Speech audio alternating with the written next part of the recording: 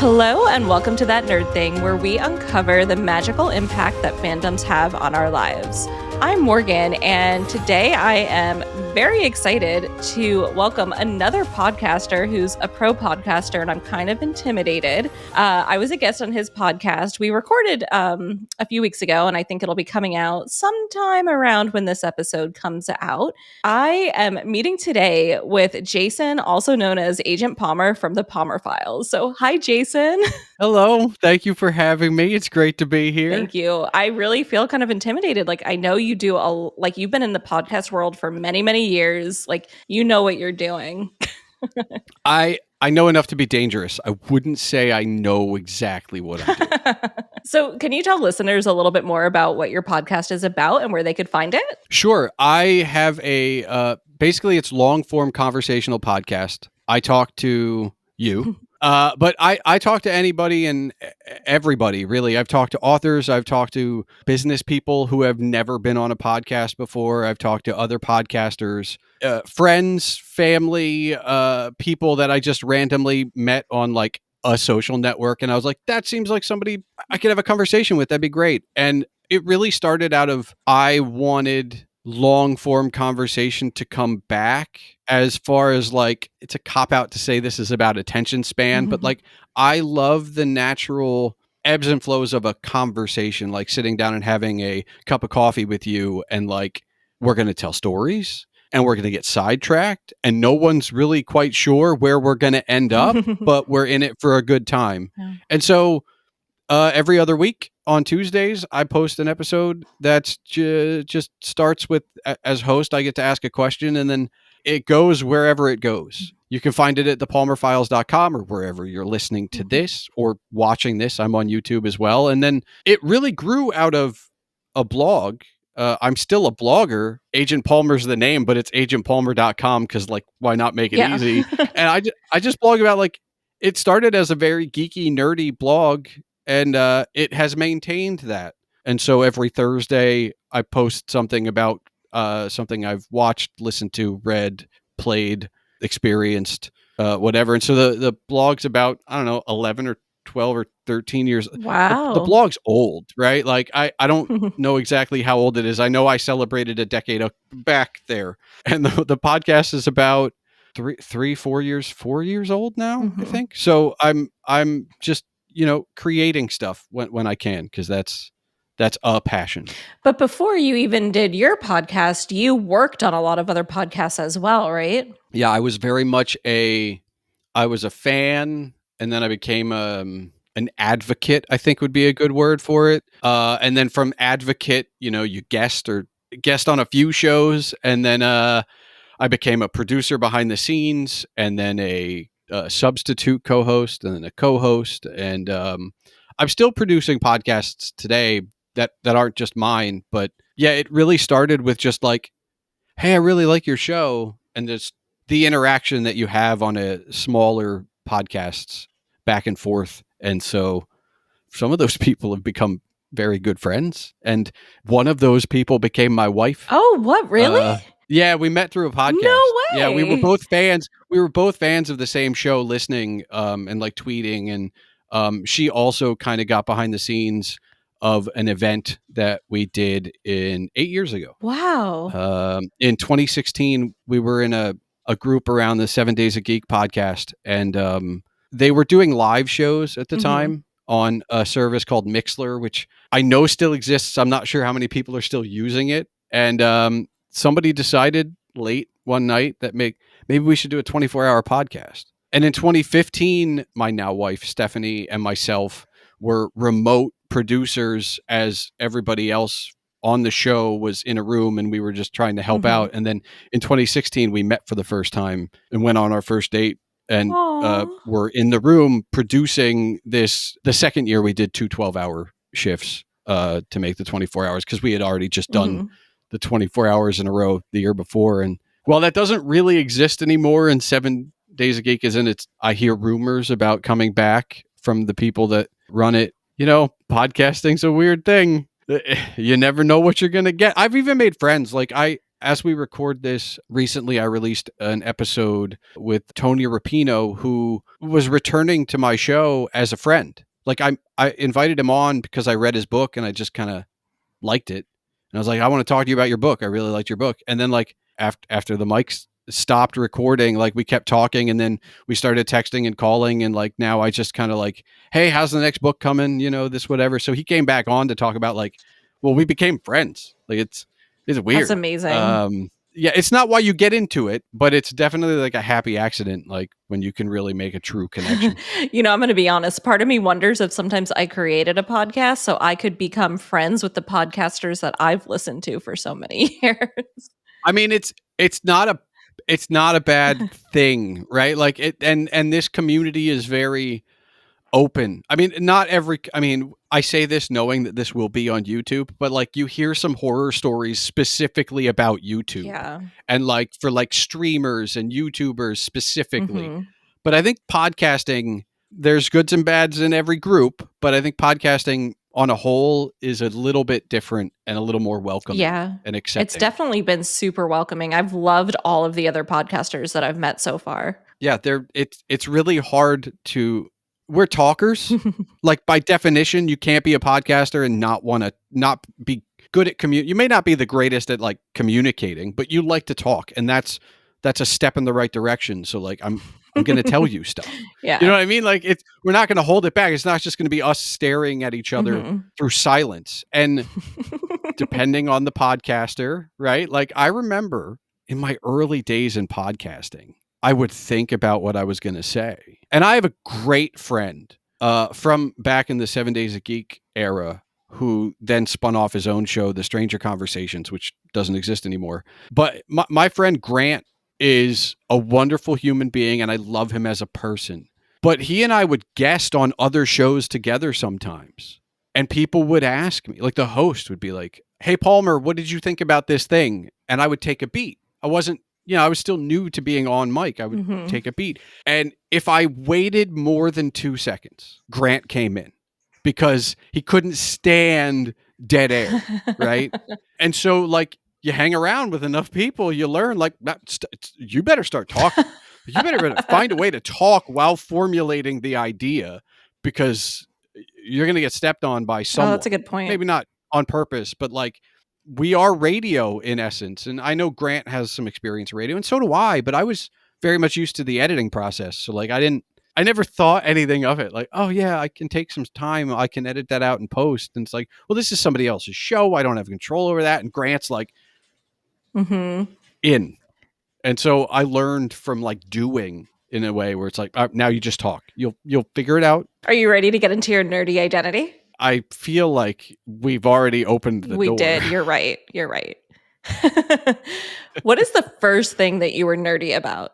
So I've been going back and forth on this because I knew this question was coming and I still don't know which to go with. So I'll say the two things, right? Perfect. One, I'm a Baltimore Orioles fan first, and then I became a baseball fan.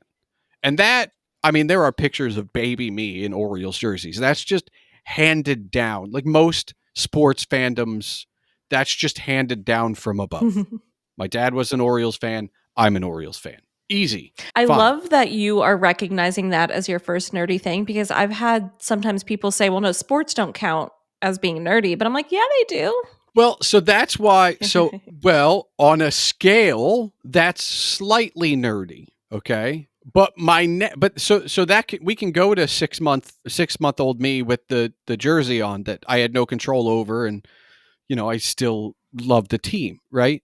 Or we can fast forward to 11, 12. I'm at summer camp and I'm introduced to both D&D and Magic the Gathering at the same time. Mm. And then I come home from summer camp and my friend had also been introduced to Magic the Gathering. And as luck would have it, a Magic the Gathering card store opened walkable down the street from me. And I was the second customer. And then I became one of like the youngest workers there because when you're that young, all you want to do is get more cards. And my parents were going to buy them so I could just Oh, work yeah. for credit, right? Like that's the perfect thing at that age.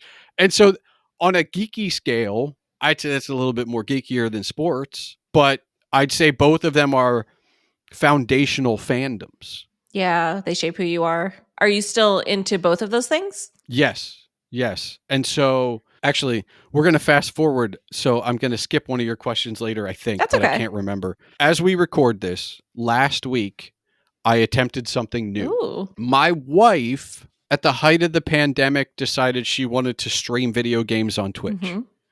Her work life balance got messed up. And so she was always too tired to do it. And she hasn't done it for a while. And so last week, I picked up a game that I wanted to play from 20 years ago. It's an old game. Okay. I'm an What old game? soul. It's fine. Skies of Arcadia Legends from the GameCube.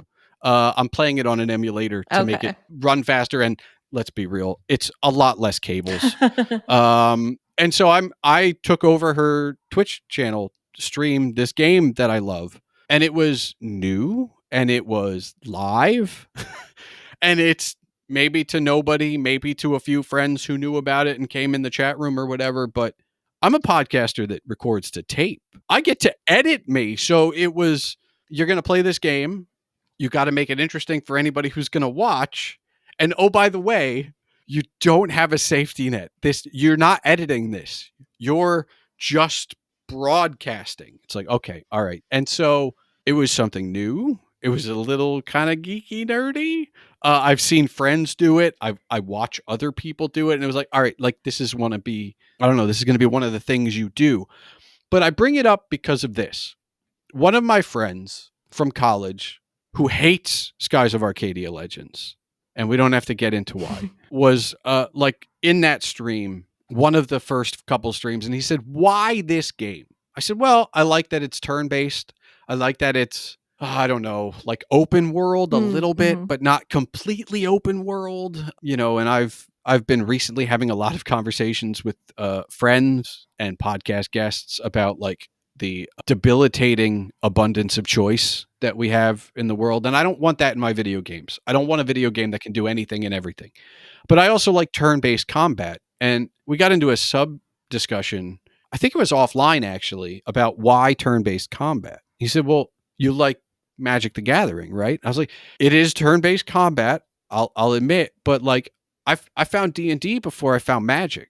D&D is very much, or Pathfinder, any role-playing game is turn-based combat. And I think that's why I like those video games, Mhm. because I like turn-based combat. I like that kind of a thing. And so it's still coming back to me as to why. Like I'm still working on, I want to write a post about Skies of Arcadia, which is why I'm willing to play it on the internet and talk about it. I've been meaning to, this is like, look, I'm a very organized person. I have a blog schedule that I fairly stick to regularly, and I'll skip posts, but I'll save them. Mm. Like I didn't write about Skies of Arcadia back in 2018, but it's still on my list of things to write Mhm. about. And so by that token, it's like, all right, well, now it's time to play it so I can write about it, and talking about it will help me formulate why exactly I like this game. But again, how far back does it go really? I don't know. Does it go back to 13-year-old, 12, 13-year-old me learning D&D and Magic? Probably, Yeah. but there are other things since that, like in between there,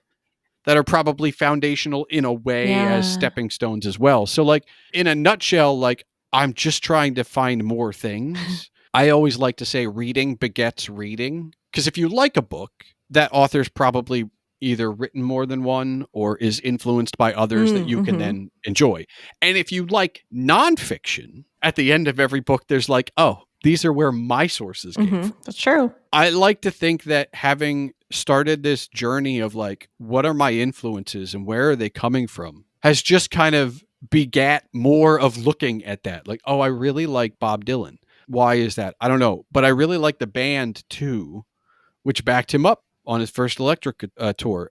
So why do I like the band? I don't like, and so it's just kind of following all of these different things. And I've done it with music and books and movies and video games and card games. Like I'm always on the lookout, and that Mhm. curiosity is kind of what it fuels the podcast, it fuels the blog, it just keeps me going in a way. And like that's not even necessarily the geekiest stuff I'm into. That's just what's come out Mhm. right now. Like you could ask me another question and I'm going to go, oh, but this other thing, right? Like, and I'm here for all of it.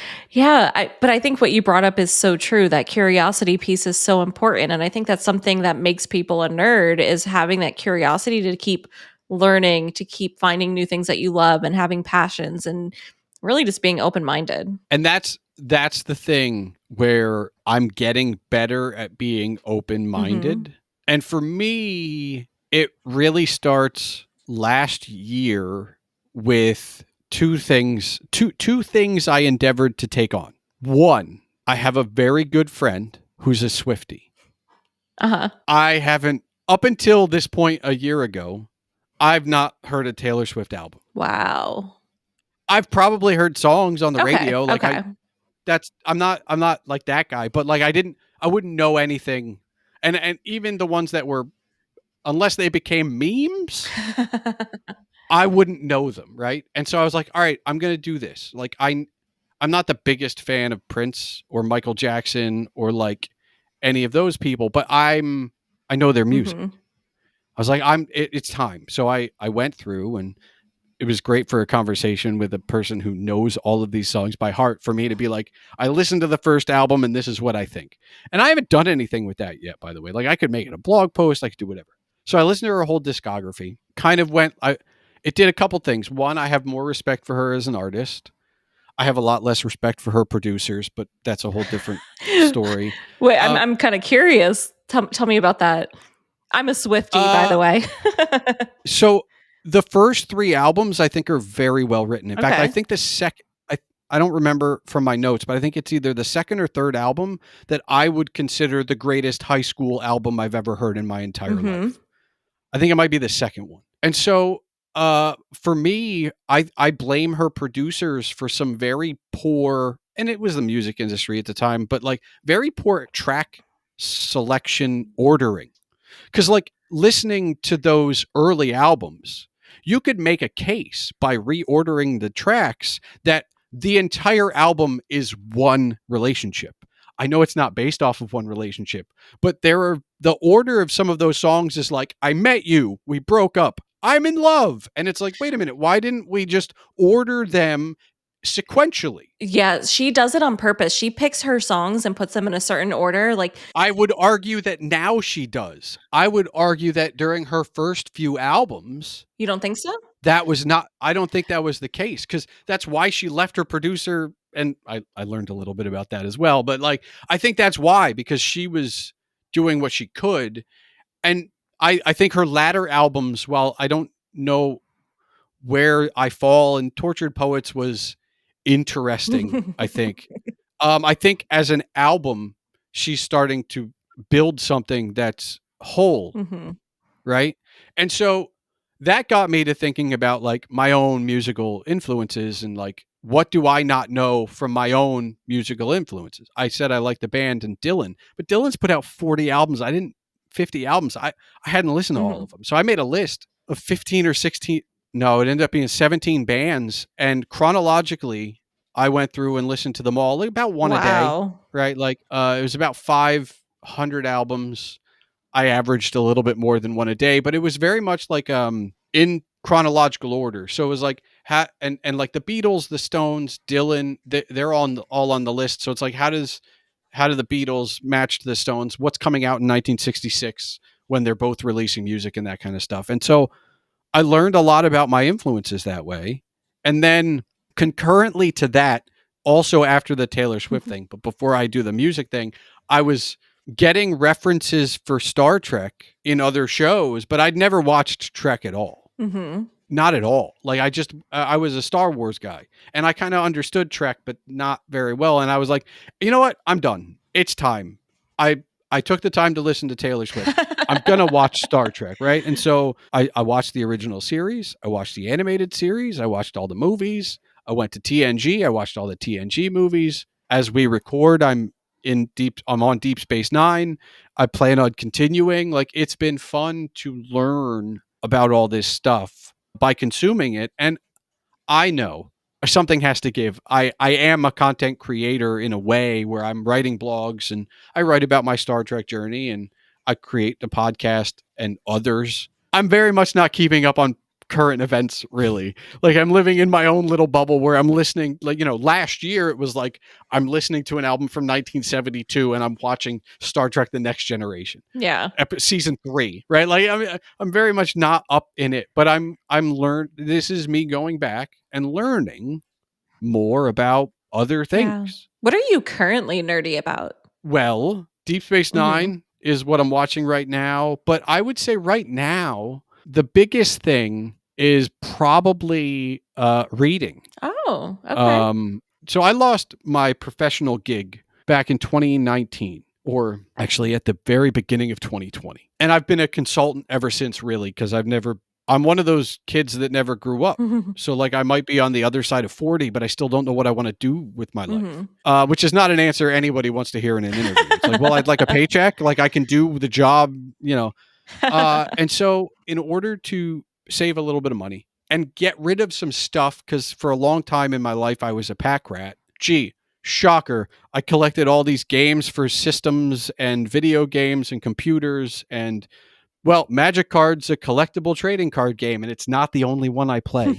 So, like, you collect stuff. And I decided that I was going to read all the books in my house, which is a I lot, bet. especially when you consider that a lot of those books I haven't read. Like, these are books like that I moved from college to back to Mm-hmm. home to my first apartment to my house. Well, I lugged them around. I'm going to read them before I get rid of them, but I do want to kind of downsize the library a bit. And so I've been reading a lot, in addition to all of the listening Mm-hmm. and the watching. And so right now it's very much just a steady diet of, like, all right, it's a minimum of one chapter every night.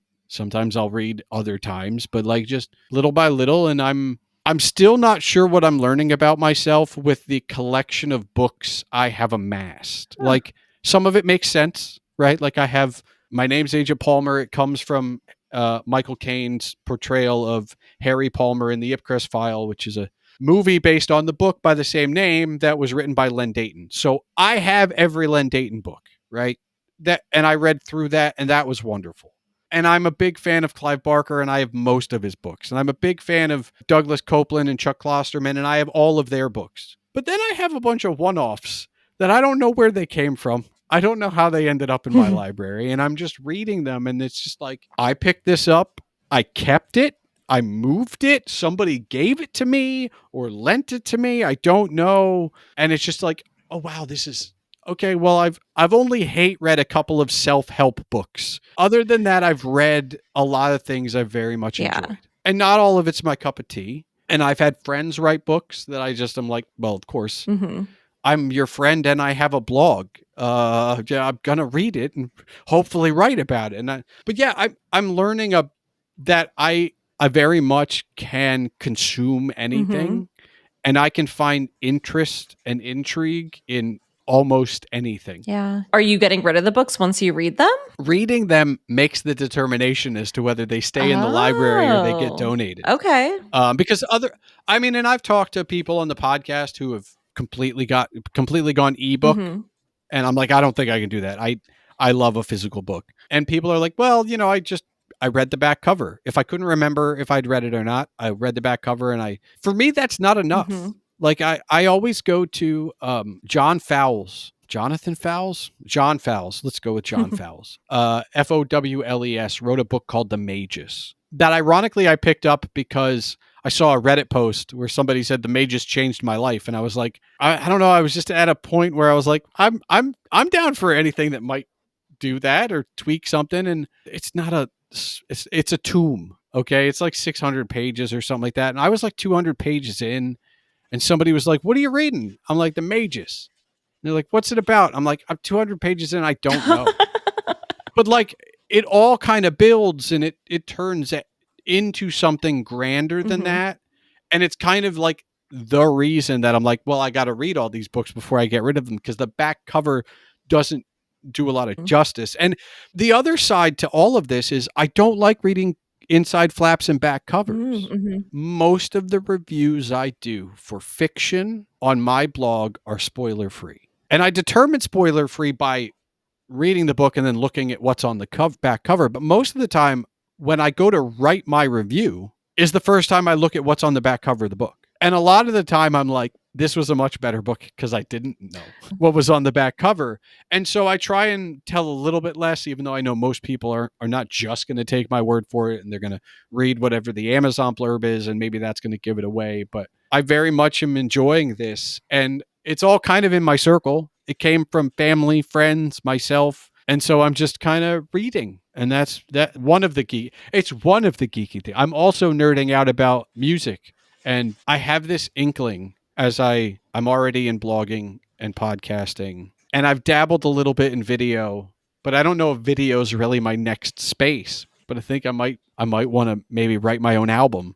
So I'm like, Cool. all right, well, it's time to get the chops back up on the guitar and dig out the bass and, play up again. I don't know if I'll ever have time to get calluses again. I do want to make it so that, like, if I want to play something, I can. Cool. And so I've been getting kind of back into that as well. Never a dull You moment. have such a diverse range of nerdy interests. What is your all-time favorite nerdy thing? Oh, you know what? I will say coffee with friends. It doesn't have to be coffee, but like just a good conversation. I have a friend named Bill who's no longer podcasting anymore. Bill was the host of the Wicked Theory podcast, and Bill was also in that 7 Days a Geek Mm-hmm. crew way back then. Bill and I actually headed up the writers' room for the first two Podtoberfests, and so we kind of worked a lot together. We weren't great team leaders, let's say, so we did a lot of the work together, but we also spent a lot of time talking to each other. Like everything else, he's not here. Okay, he's a couple hours away, and that's not easy when you have a 9 to 5. We both have 9 to 5. You can't just Yeah. so a lot of it was digital, and we just start talking, and then when the project is over, we kept talking. And occasionally it's like it's been 90 minutes, and like the joke for a while was, well, we could have recorded that as an episode of something. Like that was even before I had a show. You're just talking. I think that's my favorite. Yeah. I like arguing with friends. I like joking with friends. I like talking with friends. I have I don't want to call him a new friend. I have an acquaintance who I've known for a very long time who is my parents' age, who is basically one of my closer friends these days. I don't know why, right? Like I actually lived a mile from him when I was in my apartment, and we never really got together. We talked maybe once every so often or in passing. And now I talk to him once a week. He's another guy that plays music, and I'm like, I will help you produce your album. Like, Mm-hmm. you've been writing music for 30 years. Like, we don't have to put it on Spotify. Let's just go. Let's do it. And he and I'll just talk. The man's got stories. He's not been on my podcast yet.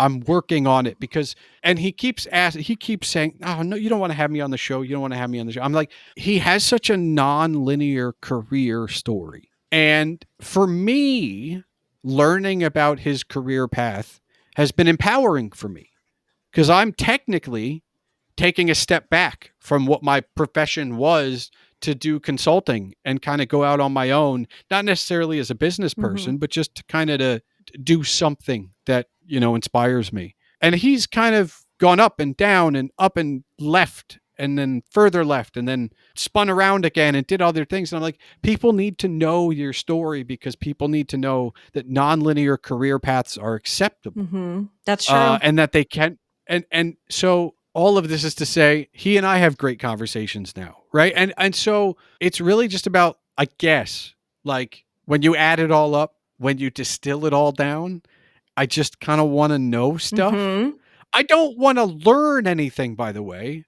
I don't want anybody to think that I want to be a know-it-all. I don't retain all of it, Mm-hmm. but I retain enough, or this moment with you is fun. Yeah. I don't need any more. I love that. I don't think I've had that favorite nerdy thing like as an answer on the show before, but I love that. Like the ability to just talk with people and have these deep conversations. Yeah, and look, I'm going to say something, and I don't know if this makes me odd, but if it makes me the minority, I'm sad. Okay? All of my friends, all of them, I end my phone calls with "I love you." Oh, I think that's so sweet.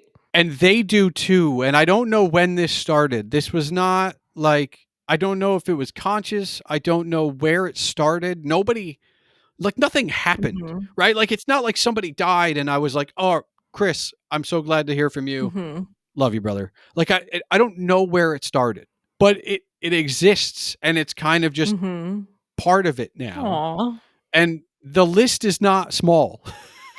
Right? Like the list of people I talk to and that I sign off with, that not insignificant numbers, and none of them are family. Mm-hmm. I mean, family, I say that too, but that's not as in it's a different thing. Yeah. And so I don't know. It's just it's part of the fun of like learning from other That's people and amazing. getting to know other things. Yeah. Wow. What is the most underrated nerdy thing about you? I think on a whole, it's the sports guy in me, Hmm. because I truly, like, I have friends that I talk sports with, not exclusively, but a lot, very almost exclusively. But generally speaking, I haven't really met a sport I find boring. And I've found that in social situations, sports is like the great equalizer, Hmm. especially when I was a career professional and working and had to network. And this may come as a shock to anyone watching or listening, but I am an introvert. Like, I'm not, I'm good in one-on-one Yeah. situations. You put me in a group of maybe 7 or more, maybe 10 or more, depending on the group, and I'm going to find that one person Mm-hmm. I can talk to.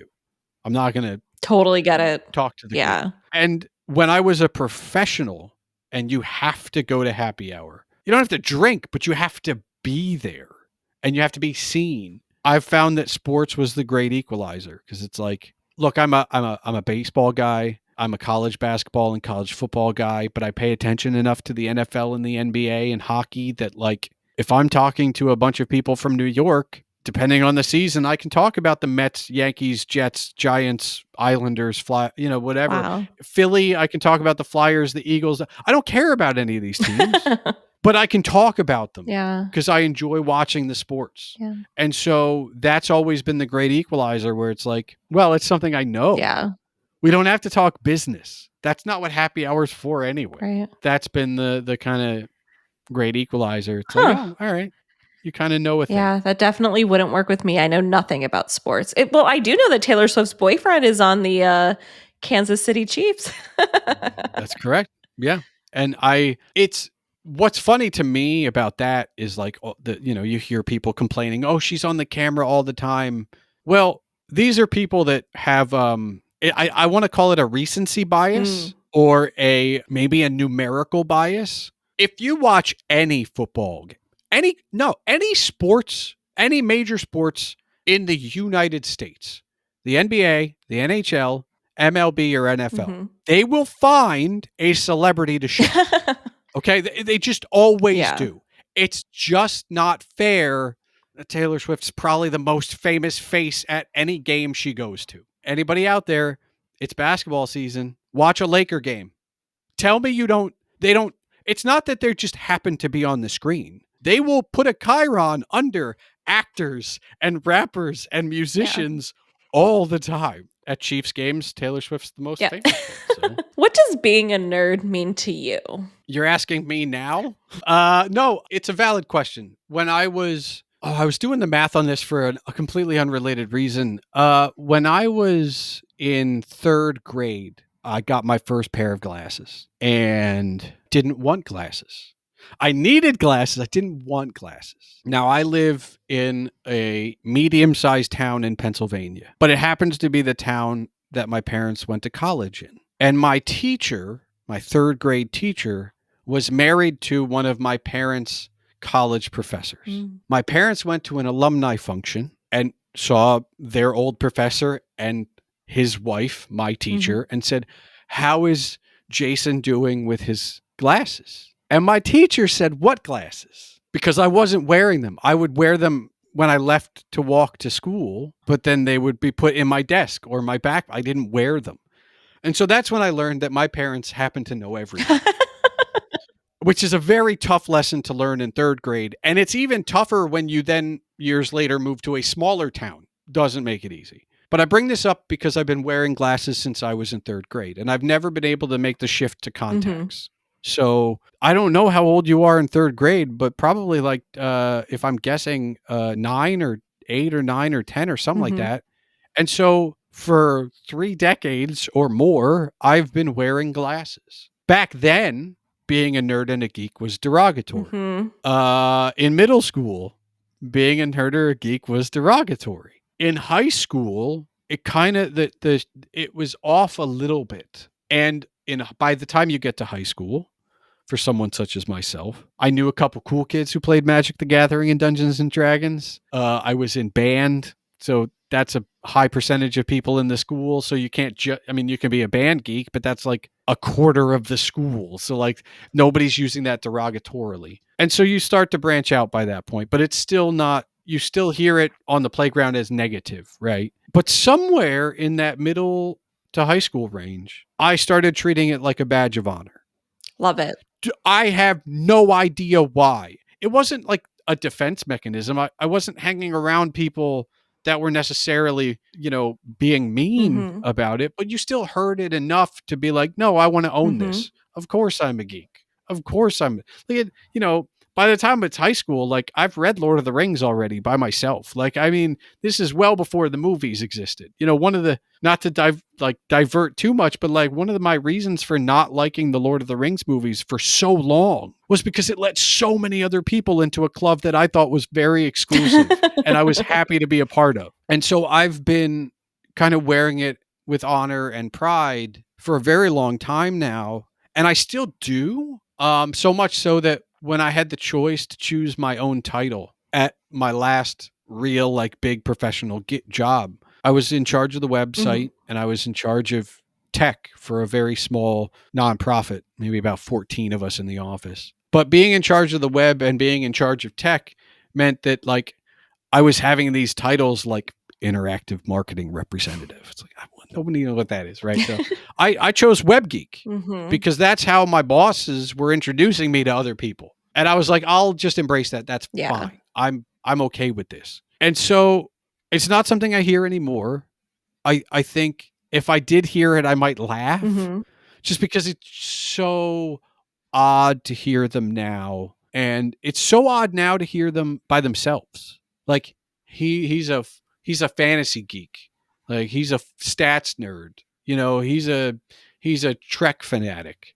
Like everybody's made it specific. I think nerd and or geek. And I've done a little research into what's what, and I think they all kind of meld, but I very much fall in line with both. And having been called both for so long, I mean, it's just part of who I am. Like the subtitle to my blog, which still exists, and I don't know if I'll ever change it, is just simply of all things geek, I am. Oh, I love that. I don't know where I came up with it, but I did. And I was like, I like this and I want to keep it. But you could change geek to nerd at any point, and I think it would still be valid and I would still wear it with pride. I love that. So it seems like throughout your life, you've done a really good job at embracing your nerdiness, your geekiness. You've explored a lot of different avenues. You've showed a lot of curiosity and have had an open mind. So, what would you suggest to listeners? What advice do you have or recommendations do you have to help them embrace their nerdiness? Well, the first one they have no control over. Be an only child. It helps for the curiosity aspect. Mm. Like I learned to talk to adults because my parents would take me along to things where it's like, you're the only person under the age of 30.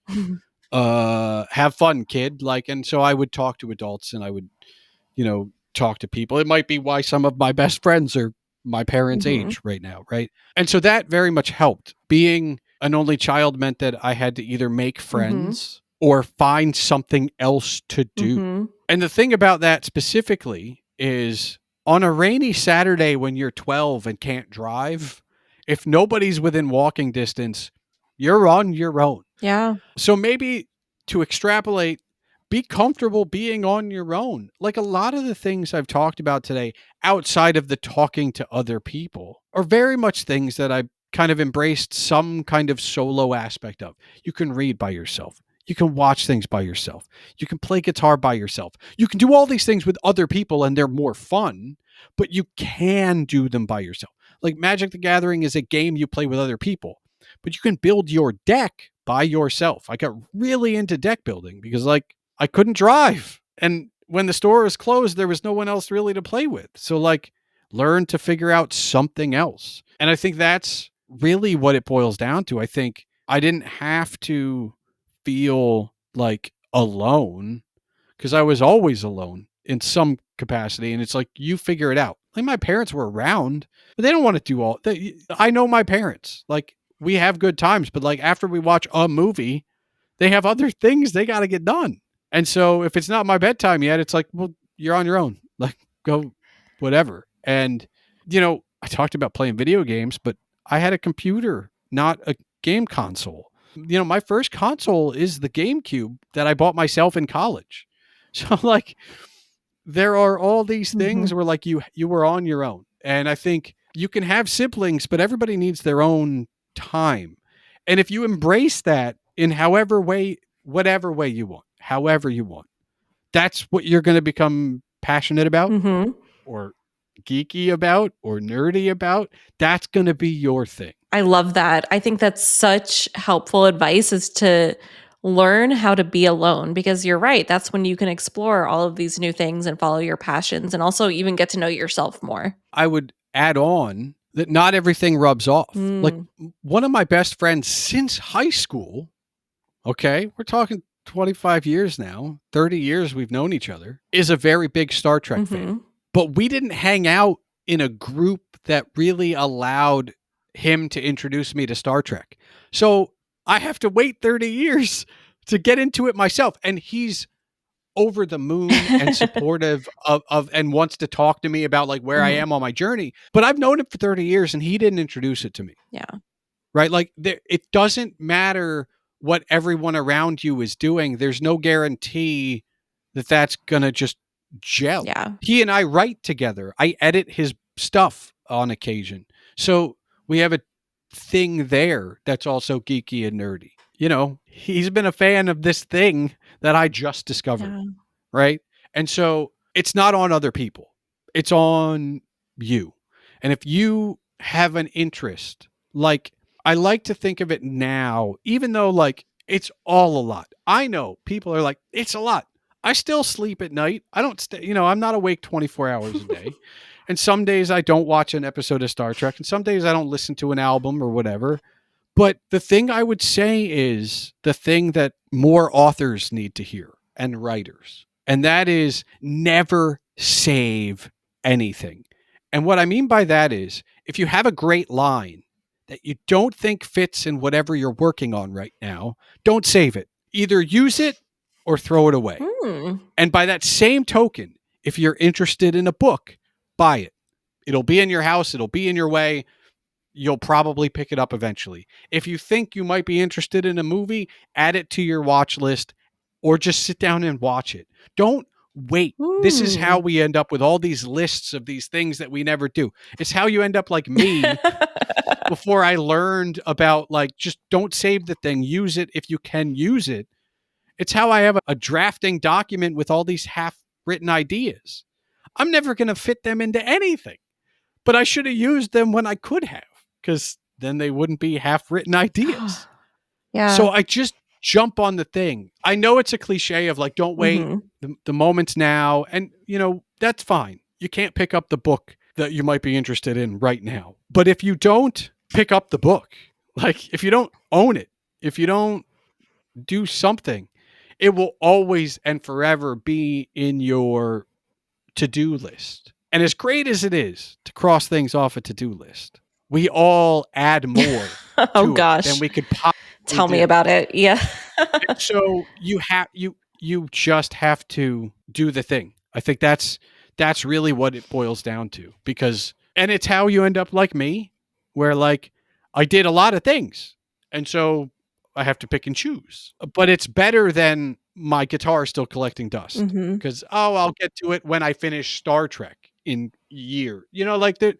No, let just take the time now. And I think the other piece is you have to let go of FOMO because what I'm suggesting is if it interests you, go after it. FOMO is I'm just going to watch it all, consume everything because I'm afraid to miss out. But yeah. you can't, because I'm going to tell you about this book from 3 years ago or 30 years ago, or I'm going to tell you about this show from a decade ago. You cannot get into that stuff if you're always trying to keep up with everything. And so you have to let that go as well. I needed to hear that. You should see my lists of things to watch and books to read. Oh, it's a lot. Yep. One chapter a day, one page at a time. Well, thank you so much for coming on the show today. This was really insightful and very inspiring. Again, you want to remind listeners, where can they find you? Yeah, I am on almost every social network as at Agent Palmer. I'm much more of a lurker than an engager, but I will respond. Okay. I have a blog that I post weekly to on Thursdays, agentpalmer.com. The podcast, thepalmerfiles.com, that releases every 2 weeks on Tuesdays. The best way to get a hold of me if anybody's interested or wants a follow-up on anything I said tonight, theagentpalmer@gmail.com. I've been giving that email out for decades now. In fact, going back to the 7DAG, like the early podcasting stuff, they used to give out my email as a gag. So I'm, Wow. that email's out there. If you want a book suggestion, a movie suggestion, an album suggestion, or just to tell me I'm full of crap, it's fine. I'm open to it, because we didn't even get into this, but like this past year, I randomly decided that my inbox was full of just junk. It's full of newsletters and updates and notifications. So I selected 10 former podcast guests who I had a general idea of what they were doing, and I sent them a legitimate email. Hey, how you doing? How's that project you're working on? This is just an email. Not asking you to come back on the show. Just wanted to put something, communication related into your inbox. And I went 10 for 10. It took some people a while to get through the email. I went 10 for 10. It's been wonderful. And now I've got threads that are just emails meant for communication. If we're not going to write letters anymore, we should still communicate with the thing that does it instantly. So I'm here. If you want your inbox not to be full of just stuff, that's fine too. That's amazing. That's amazing. Again, thank you so much for being on the show. Thanks for having me. Everybody, thank you so much for listening. Please be sure that you are following That Nerd Thing on your favorite podcast app so that you never miss an episode. You can email me all of your nerdy things at thatnerdthingpod@gmail.com. And you can follow the show on social media at thatnerdthingpod. And I would love it if you could please leave a 5-star rating and review wherever you're listening to this episode, because we all know that those numbers do matter. And I'll see you next time.